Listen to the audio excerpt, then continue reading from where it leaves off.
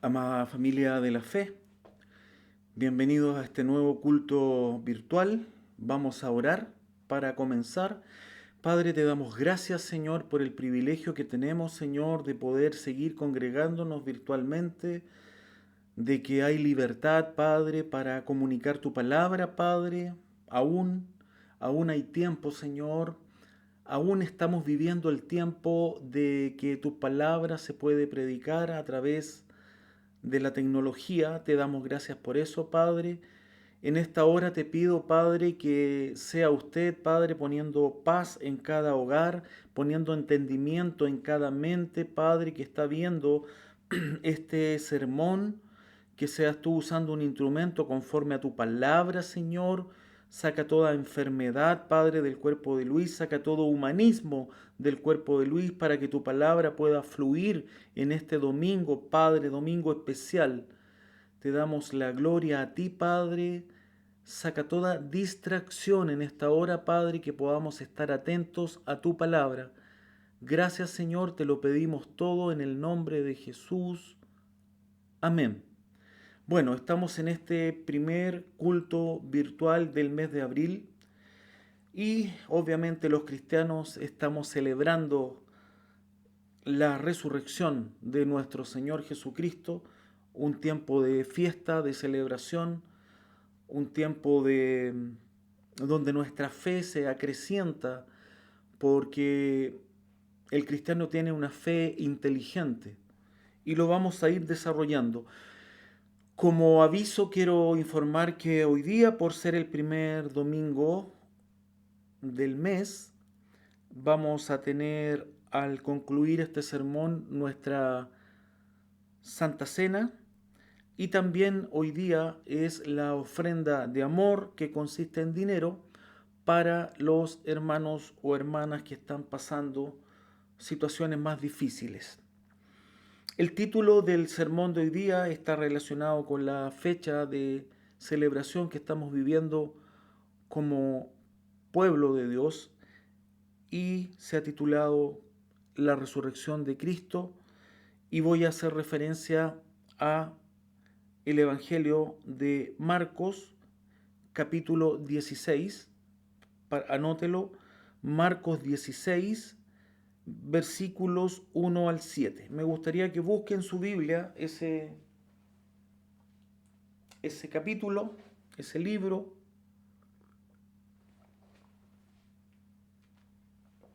Marcos, capítulo 16, y vamos a leer los primeros 7 versículos en un momento más, pero mi idea, como siempre voy comunicándolo, que se quede con ese texto central y si doy otro texto extra, usted lo va anotando para que podamos ir avanzando y después usted va confrontando la palabra que prediqué, ¿ya? Pero sí quedémonos ahí en este como texto central el capítulo 16 de Marcos, los 7 primeros versículos. Cuando, si nos preguntan, ¿cierto? Si viene alguien y nos pregunta, ¿cómo estás seguro de que tu fe es la correcta habiendo tantas religiones en el mundo? Voy a repetir la pregunta. ¿Cómo estás seguro de que tu fe es la correcta habiendo tantas religiones en el mundo? La respuesta es una, la resurrección de Cristo. Es la resurrección de Cristo lo que separa al cristianismo de todas las religiones en el mundo. Ese es nuestro gran fundamento, ¿ya? Nuestro Dios resucitó, nuestro Dios está vivo, Él vive.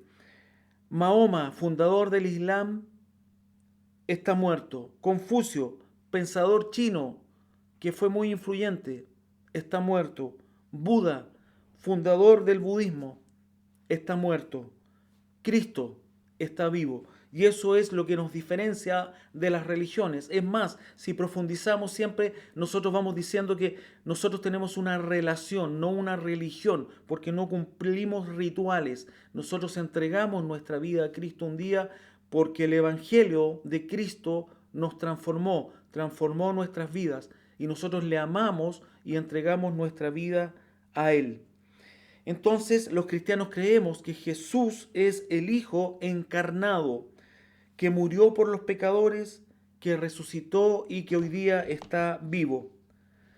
Nosotros creemos en Jesús también porque su tumba está vacía. Y de no haber sido por la resurrección de Cristo, no habría cristianismo. Así de grave es el problema, así de importante. Sin resurrección no hay cristianismo. La muerte de Cristo en la cruz, si no hubiese resurrección, habría sido como cualquier otra muerte y no habría ninguna esperanza. No habría tampoco ningún evangelio que predicar porque el líder del cristianismo estaría muerto, ¿ya? Y esto lo deja muy claro el apóstol Pablo, anótalo, iglesia, 1 Corintios 15. Todo ese capítulo se va centrando en la resurrección, pero quiero, por un tema de no extenderme demasiado en el culto, quiero ir avanzando. 1 Corintios 15 voy a leer solamente del verso 13 al 18, porque podemos enfocar la resurrección de Cristo desde diferentes puntos. Ya es imposible en un sermón hablar de todo lo que involucra la resurrección de Cristo. Es imposible. Yo voy a tocar los temas que creo o que el Señor puso en mi corazón exponer hoy día, en este día de celebración. Entonces el apóstol Pablo en 1 Corintios 15, verso 13 al 18 dice lo siguiente: pues si no hay resurrección de los muertos, entonces Cristo tampoco ha resucitado. Y si Cristo no ha resucitado, dice Pablo, entonces toda nuestra predicación es inútil. Lo que estamos haciendo aquí en este momento, si no hay resurrección, es inútil. El hecho de que usted esté sentado al otro lado de la pantalla, anotando, leyendo una Biblia, sin resurrección es inútil. Es inútil. Y la fe de ustedes también es inútil, dice el apóstol Pablo. Seguimos. Y va argumentando Pablo, y nosotros los apóstoles estaríamos todos mintiendo acerca de Dios, porque hemos dicho que Dios levantó a Cristo de la tumba, así que eso no puede ser cierto si no hay resurrección de los muertos. Y si no hay resurrección de los muertos, entonces Cristo no ha resucitado. Y si Cristo no ha resucitado, entonces la fe de ustedes es inútil y todavía son culpables de sus pecados. Tremendamente grave. Sin resurrección somos culpables de nuestros pecados. En este caso, todos los que murieron creyendo en Cristo están perdidos. ¿Se fijan cómo profundiza el apóstol Pablo en cuanto a la importancia de la resurrección? En este caso, sin resurrección, todos los que murieron creyendo en Cristo están perdidos. Y si nuestra esperanza en Cristo es solo para esta vida, mira lo que dice, y si nuestra esperanza en Cristo es solo para esta vida, somos los más dignos de lástima de todo el mundo. Qué tremenda palabra, qué profundidad tiene Pablo al tratar de plantear por qué es tan importante la resurrección de Cristo, porque es el fundamento de nuestra fe. Lo cierto, dice Pablo, es que Cristo sí resucitó de los muertos. Y por eso estamos aquí hoy día predicando en medio de una pandemia, pero estamos predicando. ¿Por qué? Porque Dios así lo quiere, porque Dios así lo permite.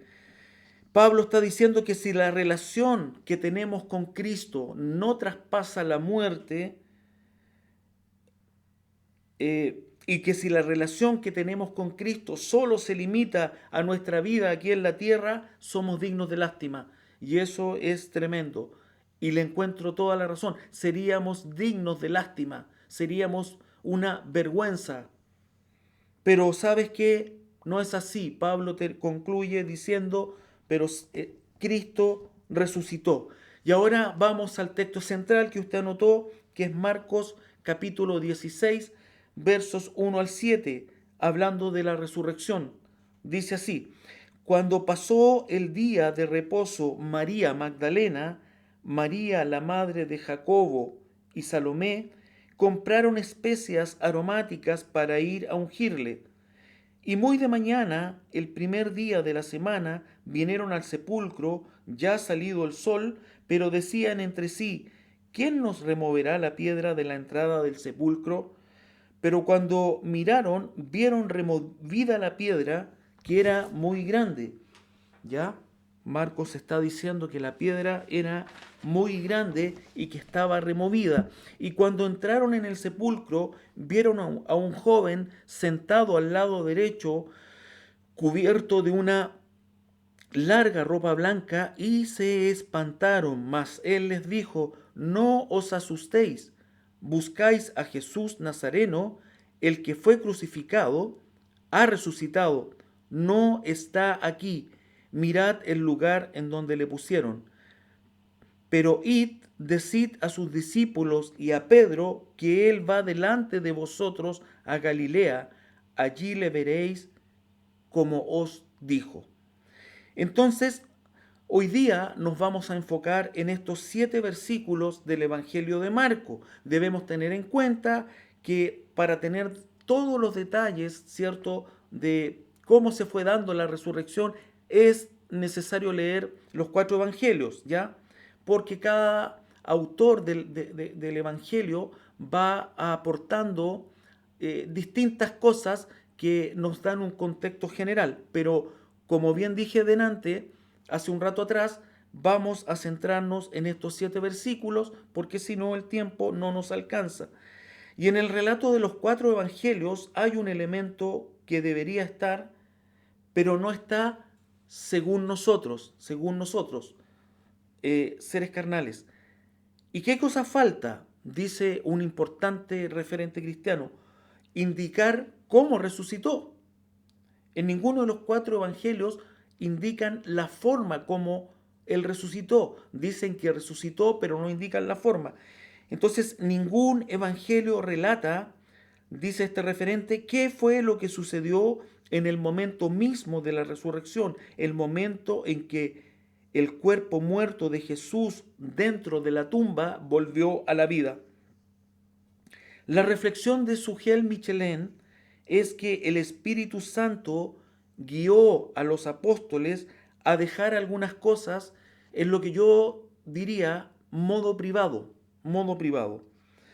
Eh, la inspiración divina, ¿cierto? Recuerde que la palabra de Dios es inspirada por el Espíritu Santo. La inspiración divina los llevó solo a escribir lo que nosotros necesitábamos saber. No llevó a relatar cosas sensacionalistas. ¿Por qué? Porque Dios no quiere que tú y yo nos enfoquemos en un fenómeno sensacionalista, sino que Dios quiere que tú y yo nos enfoquemos en el hecho irrefutable de que Jesucristo resucitó, porque eso es el motor de nuestra fe, eso es el motor de nuestra predicación, no un sensacionalismo. Ya Dios se preocupa de cada detalle. Entonces es impresionante la sencillez con que Marcos nos presenta el milagro de la resurrección, el milagro más extraordinario en la vida de Cristo. Marcos se enfoca en unas mujeres que fueron, dice la palabra, muy de mañana al sepulcro para ungir el cuerpo del Señor. Eso está, lo voy a volver a leer, verso 1 y 2. Cuando pasó el día de reposo, dice Marcos, María Magdalena, María, la madre de Jacobo, y Salomé compraron especias aromáticas para ir a ungirle. Y muy de mañana, el primer día de la semana, vinieron al sepulcro ya salido el sol. Eso nos relata Marco. Hay un contexto. ¿Cuál es el contexto? Anótalo, está un capítulo antes, en Marcos 15, yo se lo voy a leer, usted lo nota, Marcos 15, 42 en adelante dice: cuando llegó la noche, porque era la preparación, es decir, la víspera del día de reposo, José de Arimatea, miembro noble del concilio que también esperaba el reino de Dios, vino y entró osadamente a Pilato y pidió el cuerpo de Jesús.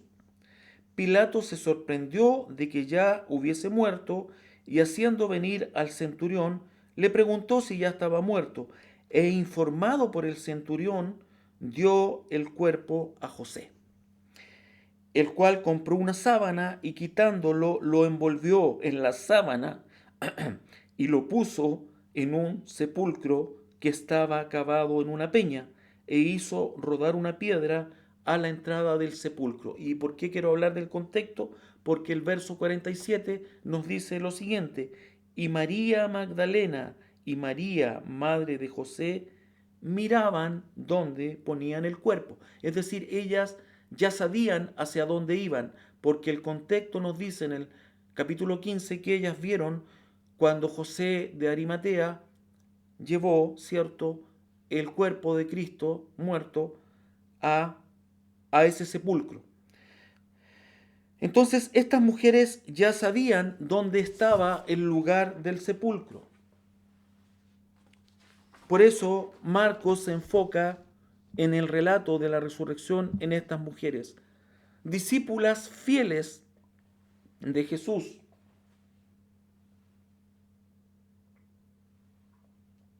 Discípulas fieles de Jesús. Lo acompañaron hasta el final. Concluido el día de reposo, estas mujeres, nos relata la Biblia, compraron especias aromáticas para ir a ungir el cuerpo de Jesús. Era una costumbre judía, ¿cierto?, que hacían con los seres queridos cuando morían, para la finalidad era evitar el mal olor que expelen los cuerpos cuando comienza el periodo de putrefacción.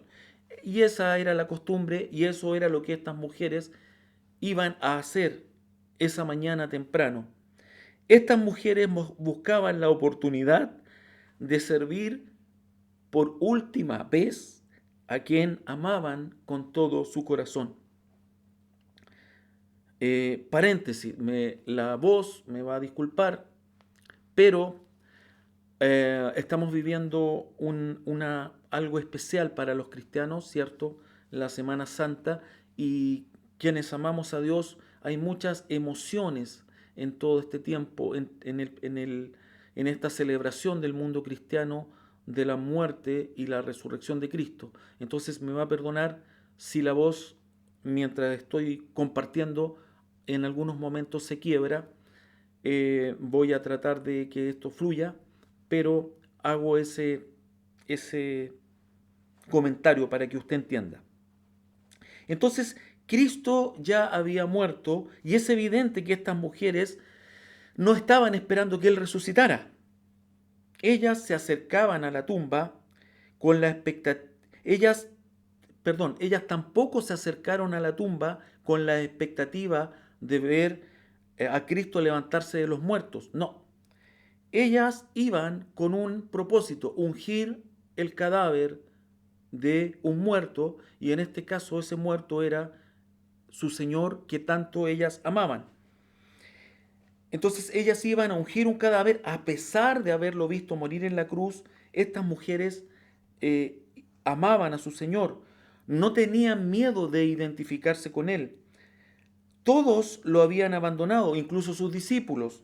El poder civil de Roma lo había condenado a muerte como un criminal. Los líderes religiosos, ¿cierto?, lo habían repudiado como un blasfemo. Pero este grupo de mujeres sigue siendo fiel a Jesús. Por eso Marcos se centra en estas mujeres para hablar de la resurrección, de este tremendo evento. Entonces Dios premia esa fidelidad de estas mujeres. ¿Cómo las premia? Son las primeras testigos oculares de la resurrección. Son las primeras testigos oculares de la resurrección. Y Marcos, ¿cierto?, en su narración del Evangelio, dice que estas mujeres decían en el verso 3, pero decían entre sí, ¿quién nos removerá la piedra de la entrada del sepulcro? Eh, entonces, ¿qué podemos reflexionar de esto que habla Marcos? De que estas mujeres hicieron la parte que les correspondía hacer. Y si cada cristiano hace su parte, siempre las cosas van a ser distintas, siempre vamos a movernos dentro de la voluntad de Dios y siempre vamos a ir de victoria en victoria cuando cada uno hace la parte que le corresponde hacer a cada uno. Y estas mujeres estaban haciendo lo que les correspondía a ellas. Ellas tenían todo a su favor para no haber ido a ungir el cadáver. Ellas tenían todo a su favor. Citemos algunos ejemplos. Los apóstoles se arrancaron. Ellas podrían haber dicho perfectamente, ¿por qué vamos a ir nosotros si somos mujeres? Si sus discípulos, sus apóstoles, los que estuvieron con él, se arrancaron. Nos quedamos en casa, nos cuidamos. Otro argumento, ningún hombre se ofreció a ayudarlas a mover la piedra. O sea, ellas iban y Marcos narra que decían entre sí, ¿quién nos removerá la piedra de la entrada del sepulcro? Entonces, eh, ningún hombre se había ofrecido. Entonces ellas podrían haber dicho, nosotras no vamos a tener la fuerza para remover esa tremenda piedra. Entonces quedémonos en casa. Y es más, podrían haber pensado, esperemos y veamos qué pasa. Total, Jesús ya murió, no está sufriendo. Pero no, ellas hicieron su parte. Y eso es lo que yo quiero que nos vaya quedando hoy día a cada uno de nosotros. Ellas hicieron su parte. Ellas amaron a Jesús.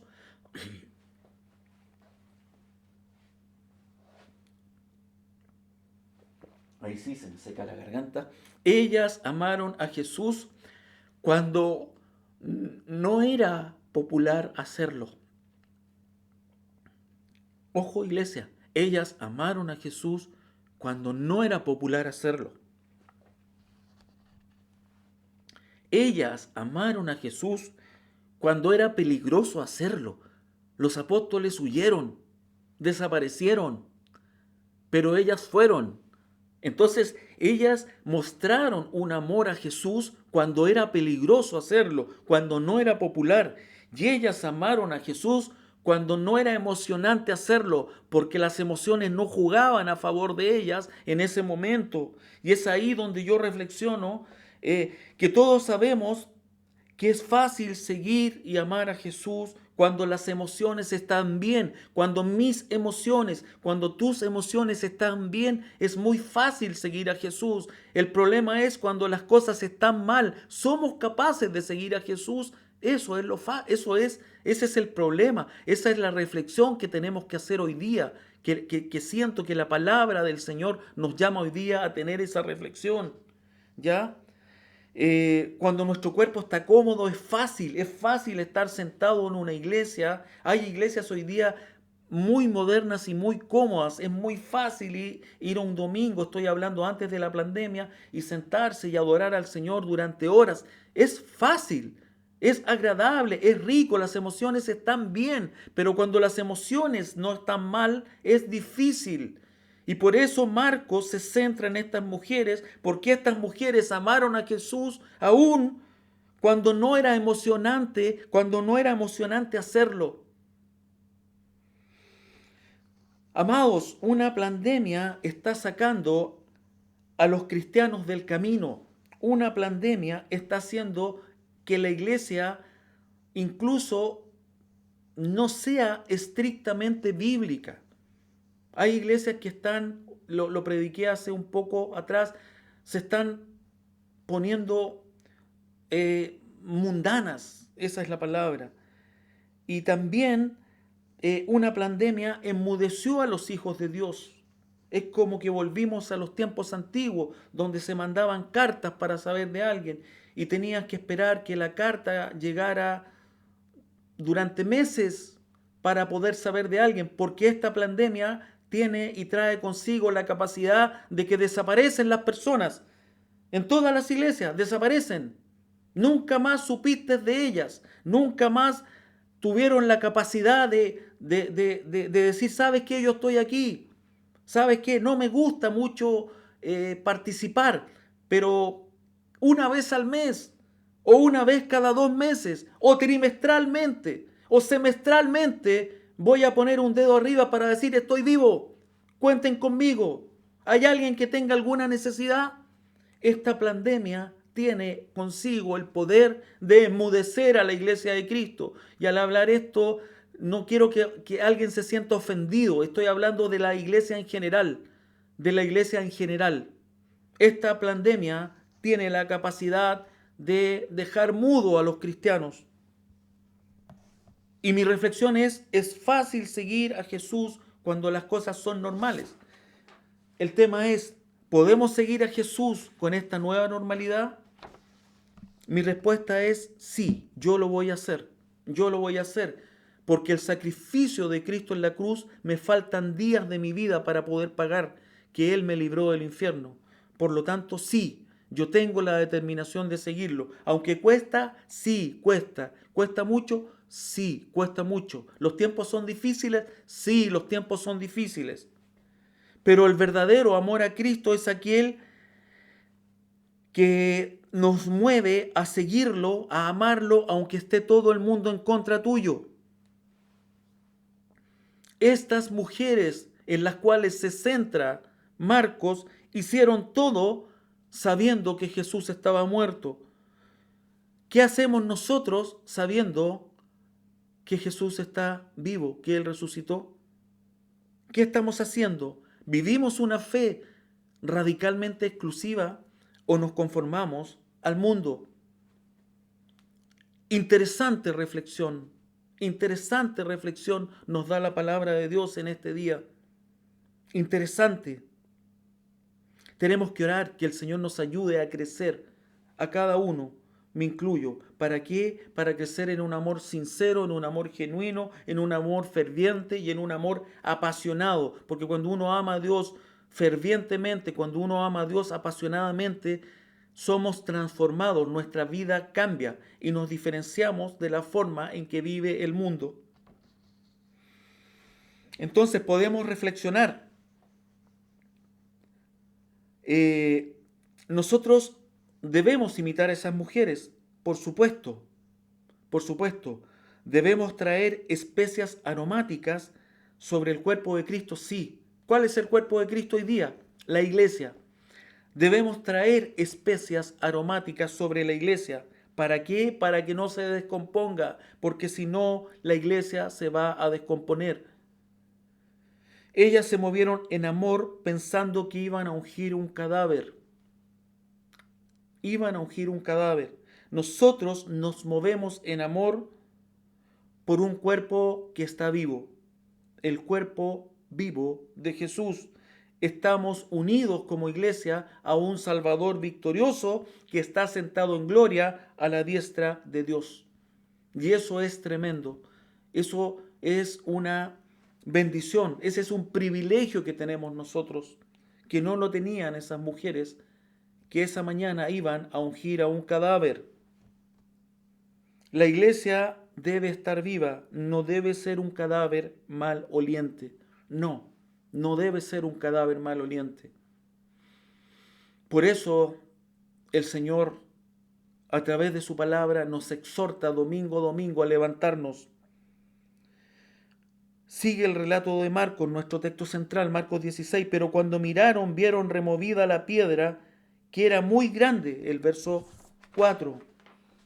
Era una piedra grande y ellas llevaban en su mente esa información. Y cuando entraron en el sepulcro, vieron a un joven sentado al lado derecho, cubierto de una ropa blanca, y se espantaron. Dios envió un ángel del cielo para que mueva la piedra. La pregunta es, ¿por qué lo hizo? ¿Acaso Jesús no podría, entre todos los milagros que hacía, mover una piedra grande? Sí, podía mover una piedra grande. Esa piedra, Dios no envió un ángel a remover esa piedra para que Jesús pudiera salir. Esa piedra fue removida para que el mundo pudiera entrar.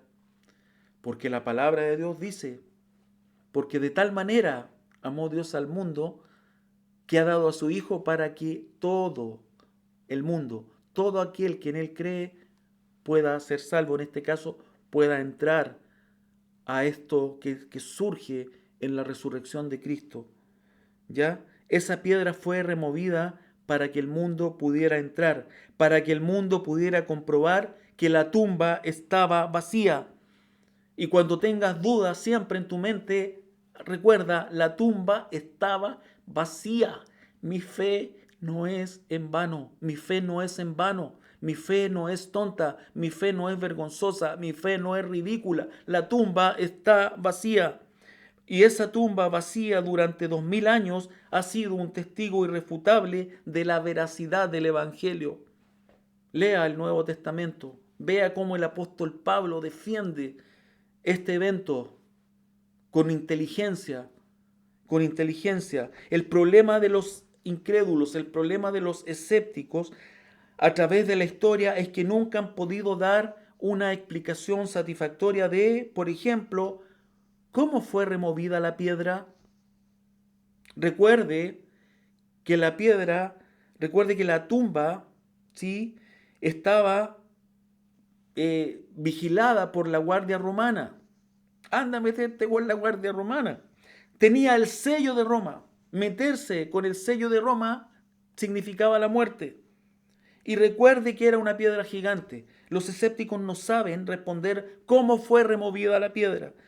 Y tampoco pueden responder cómo fue que desapareció el cuerpo de Jesús. No hay respuesta. No hay respuesta. Por eso el cristianismo predica que Jesús resucitó de los muertos. Por eso el cristianismo ha tenido un avance imparable durante 2000 años.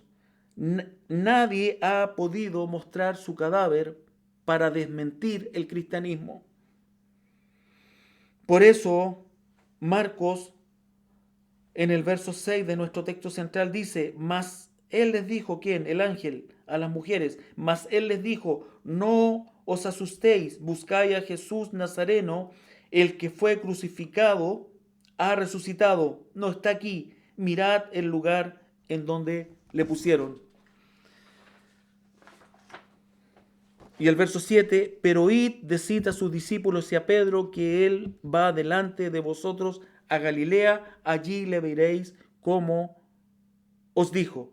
Entonces estas mujeres acaban de escuchar de la boca de un ángel la noticia más gloriosa, la noticia más transformadora de la historia, la noticia que hasta hoy debe mover nuestras vidas.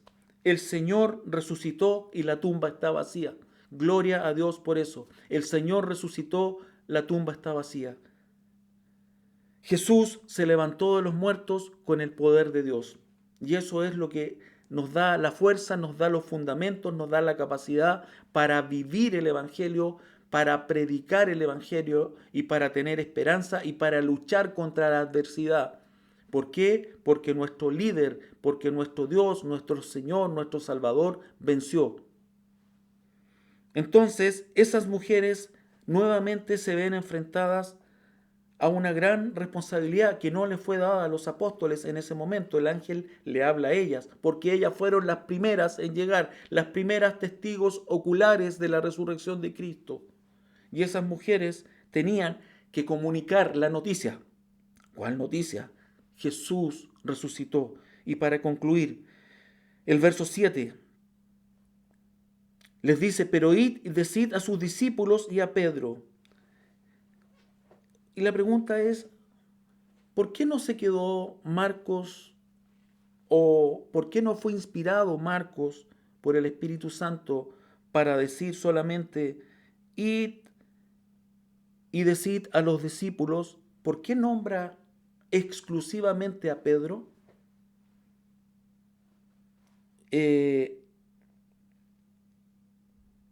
Veamos el contexto y concluyo.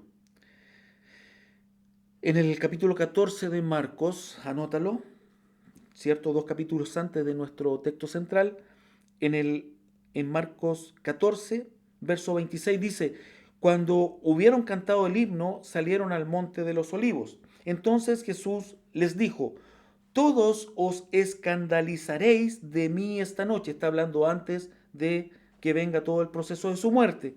Todos os escandalizaréis de mí esta noche, porque escrito está: heriré al pastor y las ovejas serán dispersadas. Pero después que haya resucitado, iré delante de vosotros a Galilea.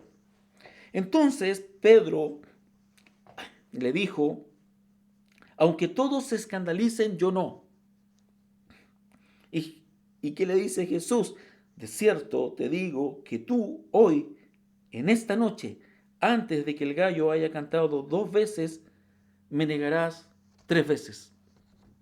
Entonces, ¿qué está diciendo a través de Marcos el versículo 7 de nuestro texto central? Cuando el ángel le dice a las mujeres: pero id, decid a los discípulos y a Pedro. ¿Cuál es el mensaje que está encerrando eso? El mensaje es que Jesús quiere decirle a Pedro, y Jesús te quiere decir a ti hoy día, y con esto concluyo. Jesús quiere decirle a Pedro, y Jesús a través de ese mensaje a Pedro nos está hablando a cada uno de nosotros, a cada uno del que está escuchando este mensaje hoy día. Jesús quiere decirle a Pedro que sus días de utilidad en el reino no concluyeron cuando Pedro lo negó vergonzosamente. Dios es un Dios de segundas oportunidades. Por lo tanto, si te equivocaste, si me equivoqué, siempre Dios está dando otra oportunidad. La equivocación de Pedro fue grande, lo negó 3 veces. No, yo no lo conozco a ese hombre. Y Cristo le manda un mensaje. Nos encontramos en Galilea. Léalo en su Biblia. Verso 7. El ángel le dice a las mujeres: pero id, decid a los discípulos y a Pedro que él va delante de vosotros a Galilea. ¿Por qué a Galilea? Porque en Galilea fue en el lugar del llamado de él. Jesús le está diciendo: nos encontramos en el lugar donde te llamé la primera vez. Jesús te está diciendo hoy día: nos encontramos como al principio, el día que me recibiste, el día que te llamé, el día que lloraste, el día que levantaste tu mano, el día que me aceptaste. Nos encontramos. ¿Por qué? Porque yo resucité, porque yo estoy vivo, porque yo soy victorioso, porque yo soy un Dios de segundas oportunidades y porque fui a la cruz, porque te amo de una manera que nadie te puede amar en la vida. Así que espero que este mensaje sea de bendición para cada uno de nosotros.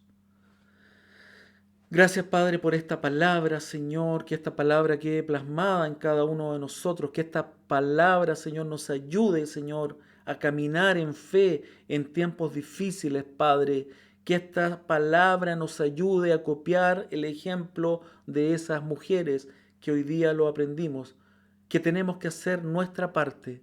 Ayúdanos a hacer la parte que nos corresponde. Si las otras personas no hacen su parte, nosotros haremos nuestra parte, Señor, porque nosotros te amamos, porque nosotros somos fieles y porque nosotros queremos seguirte.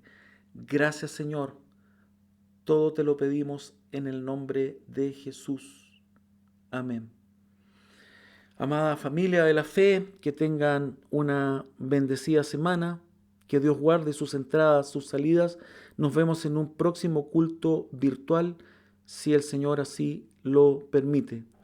Con amor en Cristo, Pastor Luis.